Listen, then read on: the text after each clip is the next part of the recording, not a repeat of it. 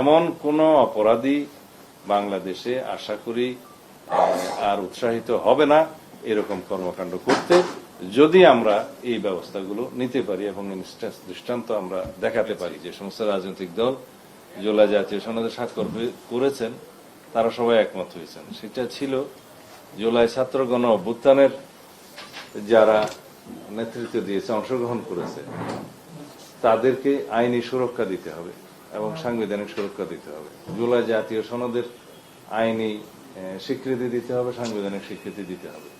এই সমস্ত অঙ্গীকার আমরা সই করেছি এবং অঙ্গীকারাবদ্ধ হয়েছি।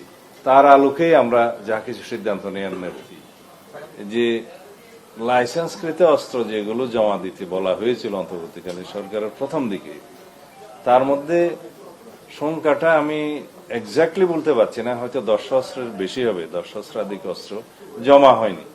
তো সেই হিসেবে সেগুলো অবৈধ হয়ে গিয়েছে এবং সেই লাইসেন্সও বাতিলযোগ্য।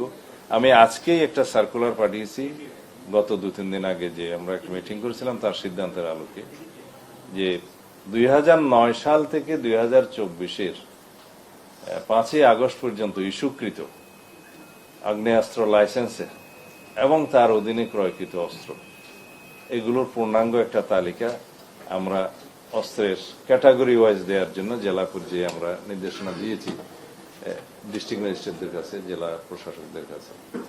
দ্বিতীয়, ওখানে আরেকটা সার্কুলার আমরা দিয়েছি যে 2024-এর 5ই আগস্টের পরে অন্তর্বর্তীকালীন সরকারের সময়ে যে নির্দেশনা জারি করা হয়েছিল যে লাইসেন্সকৃত অস্ত্র জমা দেওয়ার জন্য, তার মধ্যে যে সমস্ত অস্ত্র জমা পড়েনি তার এই সমস্ত ক্ষেত্রে কি আইনি ব্যবস্থা নেওয়া হয়েছে, গৃহীত পদক্ষেপ কি, সেই মামলাগুলো উদ্ধার হয়েছে কিনা, সেই অস্ত্রগুলো বেআইনি বিধায় সেগুলো উদ্ধার করা হয়েছে কিনা, বা কি আইনি পদক্ষেপ নেওয়া হয়েছে, মামলা করা হয়েছে কিনা। তৃতীয়ত, আরেকটা নির্দেশনা আমরা জারি করেছি আজকে, যে সমস্ত অস্ত্রের লাইসেন্স 2009 থেকে 2024-এর 5ই আগস্টের সময়ের মধ্যে ইস্যু করা হয়েছে, সেগুলো যদি রাজনৈতিক বিবেচনায় হয়ে থাকে এবং নীতিমালা বহির্ভূত হয়ে থাকে, সেগুলো চিহ্নিত করে মন্ত্রণালয়ের কাছে রিপোর্ট করতে হবে। সেই জন্য আমরা একটা কমিটি গঠন করে দিয়েছি, deputy commissioner, police super, additional district ম্যাজিস্ট্রেটকে সদস্য সচিব করে এবং এনএসআই যুগ্ম অথবা উপপরিচালক জেলার তাকে সদস্য করে এবং পাবলিক প্রসিকিউটর সেখানে সদস্য থাকবে। এই কমিটিটা আমরা ফর্ম করে দিয়েছি। তারা স্ক্রুটিনি করে আমাদেরকে একটা নির্ধারিত সময় দেওয়া আছে, তার মধ্যে তারা রিপোর্ট করবে যে কোনগুলো রাজনৈতিক বিবেচনা দেওয়া হয়েছে এবং নীতিমালা বহির্ভূতভাবে দেওয়া হয়েছে। তখন সেই বিষয়ে আমরা রিপোর্ট পাওয়ার পরে মন্ত্রণালয় পর্যায়ে সিদ্ধান্ত। ভারতীয় হাই কমিশনার সাহেব সৌজন্য সাক্ষাৎ করতে এসেছিলেন। এগুলা নতুন একটি সরকার প্রতিষ্ঠিত হলে তাদের সাথে হাই কমিশনারগণ বা অ্যাম্বাসেডরগণ সৌজন্য সাক্ষাৎ করে থাকেন, এটা তারই অংশ। তাছাড়া আমরা প্রতিবেশী হিসাবে আমাদের ভারতের সাথে অনেক বেশি লেনদেন আছে, ব্যবসা বাণিজ্য আছে, যাতায়াত আছে বিভিন্ন ক্ষেত্রে। সেই সমস্ত বিষয়ে এবং সিকিউরিটি অ্যাসপেক্টগুলো নিয়ে তারা কথা বলতে এসেছিলেন এবং সীমান্ত নিরাপত্তা, এই সমস্ত বিষয়ে কথা বলতে এসেছিলেন। তা আমরা একটা সহযোগিতা চেয়েছি on the basis of mutual interest and dignity and mutual benefit. আমরা উভয় দেশে আমাদের সম্পর্ক বজায় রাখব এবং ব্যবসা বাণিজ্য এবং কূটনৈতিক সকল ক্ষেত্রে আমাদের সৌহার্দ্যপূর্ণ সম্পর্ক বজায় থাকবে। আমরা আশা করি তারা একটা সার্বভৌম সমতার ভিত্তিতে এবং আমরা বেসিস মানে মিউচুয়াল রেসপেক্ট, পারস্পরিক সমমর্যাদা এবং ডিগনিটির ভিত্তিতে আমাদের সম্পর্কটা বহাল রাখবে। টুরিস্ট ভিসা নিয়ে কোনো কথা হয়েছে কিনা আমাদের চালু রাখতে হবে এবং কন্টিনিউয়াস এঙ্গেজমেন্টের মধ্য দিয়ে আমরা অনেক সমস্যার সমাধান করতে পারবো। বিশেষ করে আমি বর্ডার ইস্যু নিয়ে কথা বলেছি, যে বর্ডারে যাতে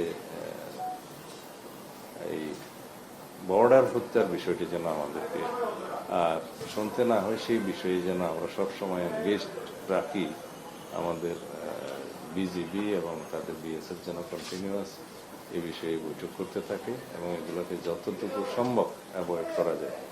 তো তারা বলেছেন সেই বিষয়ে তারাও আন্তরিক এবং তারা সকল সংস্থাকে সেই হিসাবে তাদের ইনস্ট্রাকশন দিবেন। এ বিষয়ে বলি, গত অন্তর্বর্তীকালীন সরকারের সময় 133টি অধ্যাদেশ এবং একটি আদেশ জারি করা হয়েছে।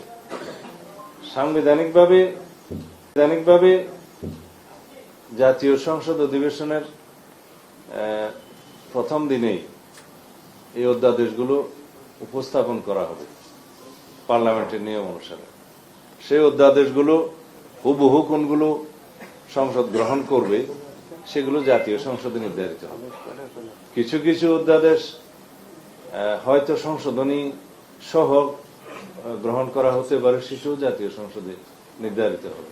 আর কোন কোনগুলো অধ্যাদেশ হয়তো প্রয়োজন হবে না, ল্যাপস হয়ে যাবে, তাও জাতীয় সংসদে নির্ধারিত হবে। সেটা আইন মন্ত্রণালয় এই বিষয়ে কাজ করছে এবং আশা করি সংসদ অধিবেশন শুরু হলে আপনারা সবাই এই বিষয়ে অবহিত। আমরা গতকালকের যে বিষয়টা আপনারা মনোযোগ আকর্ষণ করছেন, আমরা জানতে পেরেছি একটি সন্ত্রাসী গ্রুপ ইতিপূর্বে 2 মাস আগেও একজন বড় ব্যবসায়ীর কাছে চাঁদা চেয়েছে এবং পুলিশ কমিশনার নজরে আনলে পুলিশ কমিশনার সাহেব চট্টগ্রামে তাকে নিরাপত্তা দিয়েছে, বাসায় পুলিশ প্রহরা দিয়েছে। তো সেই সন্ত্রাসী গ্রুপ হয়তো সুবিধা পায়নি, সেই জন্য 2 মাস পরে আবার একই রকমের কর্মকাণ্ড করেছে এবং হেভি ওয়েপন্স সহ তারা গোলাগুলি করেছে। আমি আপনাদের জ্ঞাতার্থে বলতে চাই, বাংলাদেশে যত শীর্ষ সন্ত্রাসী আছে, এরকম যত চাঁদাবাজ আছে, তারা অতি অবশ্যই যাতে আইনের আওতায় আসে, ধৃত হয়, সেই ব্যবস্থা আমরা খুব দ্রুত নেব।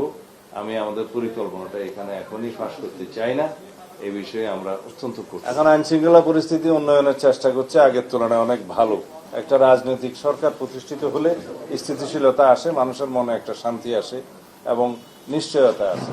তো সেই জন্য এই আবহাওয়ার কারণেই আইন শৃঙ্খলা পরিস্থিতি আগের চাইতে অনেক ভালো দৃশ্যমান। নরসিংদীতে একটা নৃশংস হত্যাকাণ্ড হয়েছে। আমরা বলেছি 24 ঘন্টা থেকে 48 ঘন্টার ভিতরে সমস্ত অপরাধীদেরকে অ্যারেস্ট করতে হবে। করা হয়েছে কিনা? আরো 2-3টে এরকম ঘটনা হয়েছে, সবগুলোকে আমরা করছি।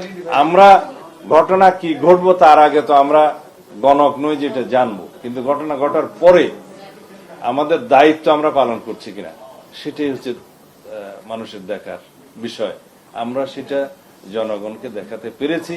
আইন শৃঙ্খলা বাহিনী কতটা আন্তরিক, কতটা কঠোর, এই সমস্ত বিষয়ে সেটা আশা করি জনগণ ইতিমধ্যে বুঝতে পেরেছে এবং আমি ইনস্ট্রাকশন দিয়েছি, আমাদের ইনভেস্টিগেশনের দায়িত্ব আমাদের। আমরা খুব দ্রুত ইনভেস্টিগেশনের মধ্য দিয়ে এটা আদালতে চার্জশিট দাখিল করবো এবং দ্রুততম সময়ের মধ্যে একটা দৃষ্টান্তমূলক ব্যবস্থা, বিচারের ব্যবস্থা করা হবে। বিচারকগণ বিচার করবেন স্বাধীনভাবে। আমরা আমাদের তদন্ত কার্যক্রমটা আমরা সমাপ্ত করব নির্ধারিত সময়ের মধ্যে খুব দ্রুততার সাথে। সেই ব্যবস্থাটা আমরা করতে পারি, তা আশা করি আমরা এখনো পর্যন্ত আমাদের আন্তরিকতার সাথে আমরা সমস্ত বিষয়গুলোকে অ্যাড্রেস করতে পারছি।